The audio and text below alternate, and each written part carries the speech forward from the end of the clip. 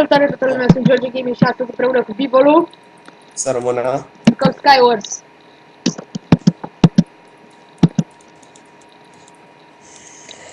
Hai. Jucăm, de ce n-am jucat noi Skywars, oare? Hai. Măcar dă o jumătate diamond. Bun.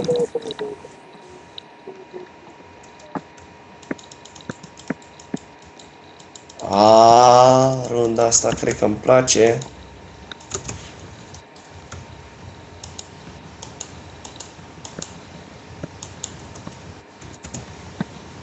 Hai, repede, 1, 2, 3 și în mijloc direct. Mijloc? Că băjatul, păi eu am Ender Pearl. Hai, nu te cred că și tu ai avut Ender Pearl.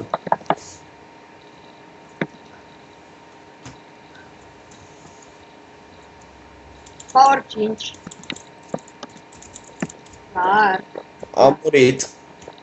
Nu... Cum se poate așa? Până ce nu ce ești obosit, că e o voce din aia de... Da, sunt obosit. Da, bătut. Am. Vezi că ăla-i jos și îți dă 2 de teancă.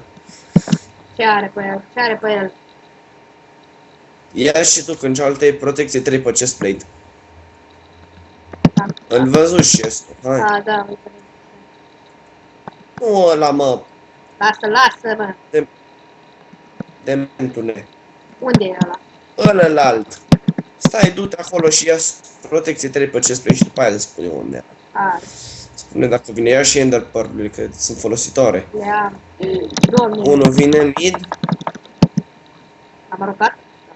Bine, mă, soule, bă, ce face ăsta nebunel? Unde mai sunt, mă? Vreau să le dau o săgeată pe cur. E unul jos ăsta cu shift-ul. 2 jos, 2 jos. Hai că se bată ea, nu? Sau fac timp. O ai unul jos, că ăla s-a dus de frică, că mai are puțin HP. Da? Partea opusă, mă, fraier. Hai. Îi aștept. Hai că mai sunteți doar voi 3. Zău. Fire-ul e jos, își selectează iteme, du-te pe el. Fireman. Mă, Fireman. Fireman. Ce-ai făcut? Ce-ai făcut, Fireman? bă. Aolă, doamne, îmi dă tu.